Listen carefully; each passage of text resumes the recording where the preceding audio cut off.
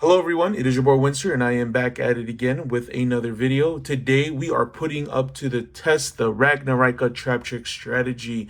I have been making a lot of content on the Traptrix Ragnaraika strategy. Hopefully you guys are enjoying it.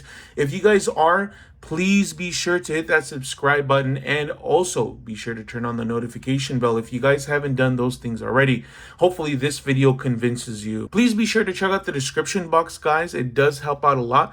I have a very active Discord, a very active Twitter, TikTok, and Twitch. Everything is going to be down in the description box. If you join the Discord, you guys get to talk to me directly. I have a very active Yu-Gi-Oh community there. But let's go ahead and go to testing. So as I finish shuffling this deck up, if you guys want to see the full deck list, I'm going to card it somewhere on screen so you guys could check it out. But this is just going to be like last time. We are going to do no hand trap, one hand trap, 2 and 3. Let's see if we could even make it that far. But I like to be as realistic as I can be, because whenever I watch like testing, people never really account for the opponent or even combos for that. So I think it's really important to do testing. So hopefully you guys enjoy this type of content. Let's jump right into it. Into our first hand, we are getting Infinite Impermanence, Murmilio, Traptrix, Holtea, another Holtea, and then we are going to get the Pudica. This is a pretty insane hand. The fact that we got the Holtea is kind of bad in my opinion.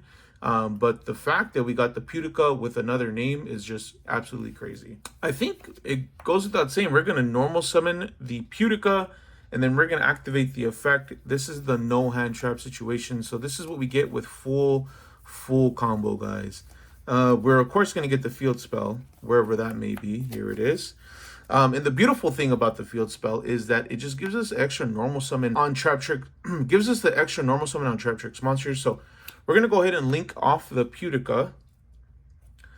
And then we are going to go into our Sarah. So now we're going to go ahead and conduct our second normal summon. I want to be mindful of the places. So anytime that you guys combo with this deck, I would always recommend, if you guys are going to commit to one side of the field, make sure you try to stay within that area, because it does become important as the combo goes along. But we're going to normal summon the Murmilio as our second normal summon. And we're going to go ahead and search a trap. Because we already have the Holtea, I think it's just important to get disruption for our opponent's turn. I think here I'm just going to get the Floodgate Trap Hole. And then here, we're going to go ahead and activate the Holtea. And then we're going to go ahead and set a normal Trap Hole card. We're going to go ahead and set the Traptrix Trap Hole Nightmare. Again, we're just setting up for disruption on our opponent's turn, because we already have the Holtea. So now we're going to go ahead and set Holtea. And then we're going to activate. And then we're going to discard for effect the second copy of Holtea. And this is actually going to be really good. The fact that we have 2 engraved, you'll definitely see. We'll talk about it at the end. And then we are going to special summon the Holtea. And then now the Traptrix Sarah is going to activate. And then it is going to special summon one from the deck. I think here we could definitely go for the Dionea, but Dionea is just going to set the copy of Holtea. Like, there's no real wrong or right answer here, because nothing does anything more. And we want to at least keep these two for follow-up. So I think, yeah, I'm going to go ahead and special summon Dionea. We're not going to activate the effect. We're just going to leave it as it is. And then we're going to go ahead and do Link 2. And this is where we go into our Jasmine, because Traptrix, Sarah, and then Holtea are 2 plants. Now we're going to go ahead and activate the effect, pop this. And then this is where we go into the Ragnaraika stuff. So we're going to go ahead into Seed. Again, like I mentioned, always try to stay on one side, because it does get important. Seed is going to activate. And my comment section on my combo tutorial told me it's just so much better to get the Bloom and to get the Lizard, or not the Lizard, the Cricket, wherever his name is, Beetle. Oh, I'm sorry, Mr. Beetle, I called you a freaking Cricket, because you could just special summon it off of it. So we're going to banish this because of the Seed. I think at this point, the best option is to go for the Bloom to activate the effect to bring this back. Now, we could extend a lot, right? So we're going to go ahead and link 2. And then we are going into Mr. Plant himself. We're going to activate the beetle, and then we're going to go ahead and special summon a plant, insect, or reptile, level 4 or lower. We're going to target the Murmileo, or summon the Murmileo. And then Murmileo is going to activate because it's a mandatory effect.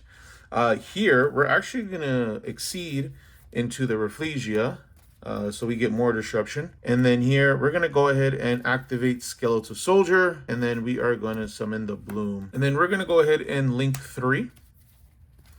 We're going to go ahead and go into the Monk effects. We're just going to banish the Seed, and then the Beetle. And then we're going to go ahead and search out the Trap card. The Hunting Grunt, I think it's always called. Yeah, I always forget the dang card's name. Okay. So we're going to add this to our hand. Now, there's no way to get another monster on board. So I'll go ahead and activate Skeletal Soldier. Return this. Do this. And then we link 4. And then we go into Bengal Lancer. And then here, we just, look at this. Look at this. We set 3. Oh, whoa. Oh, that's too many, yeah. 1, 2, 3. Yeah, I almost had 6 cards face down. So these are our cards. We will go ahead and pass turn. During our opponent's draw phase, really vital that you guys do this to get optimal. You're going to activate Holtea in the grave, and then you're just going to summon back the Sarah. Make sure you place it in a spot where you can't get Animate or some shit. So, as a quick recap, right? We have a bounce 1, non-targeting. This becomes any whole card that you need from the deck since it's cost. Remember that, guys, because this card does send as cost, not for effect, so it cannot be ashed. We got a Floodgate Trap Hole. We got Infinite Impermanence. We got Recursion with Bloom because we have the 2, right? And then we have the Ragnaraika. We'll be able to pop just 1 because we got 2 plants. And then we got the Negate and Destroy. Pretty sure this thing destroys. Yeah, destroy the card. So we got 1, 2, 3, 4, 5, 6. All right, 6 disruptions. That last hand was absolutely crazy, man. I was trying my best to try to get a monster into the hand, Arachnacampa. That way I could have an extra body so I could go into Rafflesia and still get full board. But, I mean, six disruptions, you know, that's pretty good. I don't think our opponent's going to be able to play through that. And as long as you place them right, it's pretty good. So we're going to go ahead and test number 2. We want to give our opponent Ash Blossom. You know what? Yeah, we'll do Ash Blossom because I don't think Impermanence is too good, right? Depending on my hand. But yeah, I just shuffled. We're going to go ahead and cut. And we'll give our opponent Ash Blossom, Enjoy Spring. We got, okay. Ooh, okay.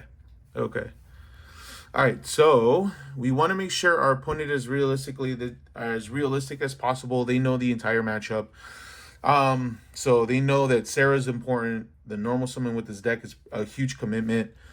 Yeah, I think we'll stop. We'll go ahead and go there. If we get past anything, you know, we'll get there. So I think I'll start off the turn with Murmileo, the summon and effect. So our opponent has to know that this is by far the most important thing. So they have to either bank on we don't have the Holtea on our hand, and we have no other way to proc Sarah's effect to get it onto the field. So I think this is a safe place to Ash. It seems realistic to me, at least in my personal opinion. So let's say they do Ash this, right? We still have the Holtea. Let's say that they don't, and then we summon out the Sarah. They'll be able to stop. I think maybe the more realistic is ashing this. It makes sense, right? You want to stop it where you can. So we'll go ahead and our opponent will activate the Ash versus the Murmileo, okay, which is perfectly fine. We will now link her off, and then we will go into Sarah. So pretty straightforward. We'll go ahead and set Holtea, and then activate, discard for effect. And then this time, we'll go ahead and summon. And this time we'll go ahead and activate Sarah's effect, and we're gonna summon the Dionea. Now we'll get like pretty straightforward here. This is like standard full combo. Summon the Dionea. Dionea effect. It's gonna place this, and then Sarah's effect. We'll get whichever trap hole card we need. It sucks that if our opponent had Nibiru, Gravedigger would be a problem. But we'll do, yeah, we'll set the Gravedigger, and then we're gonna set. I mean, here there's no wrong answer. We're gonna go ahead and summon the Mantis, or not summon. What am I doing? What am I doing? So here we will set one of my personal favorites, Time Space Trap Hole. Now our opponent could at this point activate the Effect Veiler, but it would just seem pointless in my opinion. Given my hand is like actually pretty crazy, it would just not seem like the best option in my opinion. If they know we play into Nibiru a lot of the time and they could stop the Rafflesia, right? Like, let's say that they know all this information. So in my personal opinion, keeping it as realistic as possible. On the opposite end, right, if I was playing against like a Barone, like the Omni Negate, obviously with Effect Veiler and then just like use Nibiru like right after. So something to definitely consider. But I personally find it unrealistic that they would do it here if they know the matchup, right? So we'll activate the effect, summon this. And then now we will go ahead and activate Zera effects, placing the Holtea. So at this point, we got 4, right? 1, 2, 3. Oh, yeah. 1, 2, 3, 4. Yeah, we got 4. I think this point, I would probably set or go into Rafflesia, because like we have the Holtea, like we're gonna go into Rafflesia like regardless.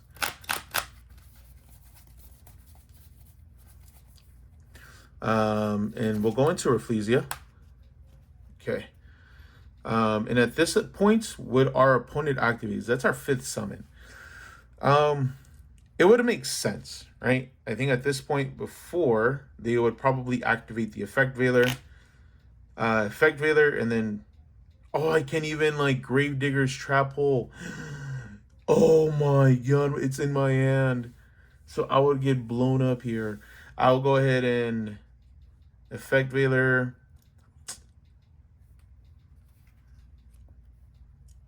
That is actually crazy.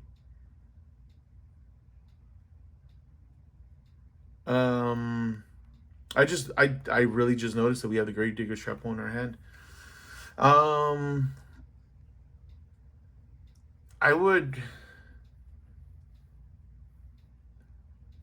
mean, why would I waste the Call by the Grave, you know? It just doesn't make a lot of sense to me. Especially knowing that I only have 1. Yeah, it would probably resolve, and then our opponent would activate Nibiru. Nibiru effect would tribute everything.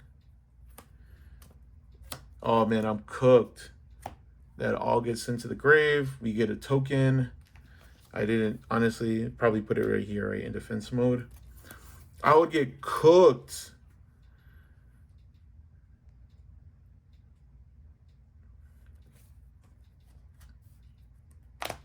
I will probably set 2, and then I will. No, there's no real reason to set 2. Well, because I could go into a link, right?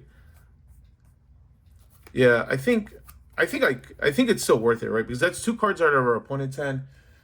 I think I'm gonna, yeah, I would still activate this, discard this, summon, and then we will link this off, and then we would go into Sarah. So we'll still go into Sarah, and then we'll set. Yeah, I think going into Sarah probably is still like great. Yeah, during our opponent's turn, we have the 1 Called by the Grave. We have some protection with the Garden, and then we got Holtea to activate, and then we have Putica as well. So yeah, we would probably go like Holtea, activate effect, summon back. Like when we want to get rid of a monster, right? We would activate the Holtea, summon this, probably in defense mode, and wait until our opponent gets something, get rid of it. So Holtea, banish, summon. On a new chain, we'll go chain link 1, chain link 2, banish, special summon a monster. That could be whichever one, right? Maybe Murmurleo, because that actually pops a card. And then on resolution, we'll activate Sarah again, set another trap. So we have some disruption, but the fact that I have Grave Diggers in my hand was just like the big one. Like that was pretty huge. Do you guys enjoy this testing? Let me know what you think of the deck. Hopefully you guys enjoyed it. Gave you an idea of how the deck plays overall. This deck is really good. You just got to make sure you got to have your ratios right. I think by far the most important thing, or you're just going to be drawing like bricks all the time. But let me know in the comment section, guys, what you guys thought. Are you guys playing this deck? Do you guys enjoy my build? Are you guys going to use my build? Let me know in the comment section below. But that's going to be it for me today, guys. Hopefully you guys enjoyed it. My name is Winsor. Hopefully you guys check out the next one. Peace out.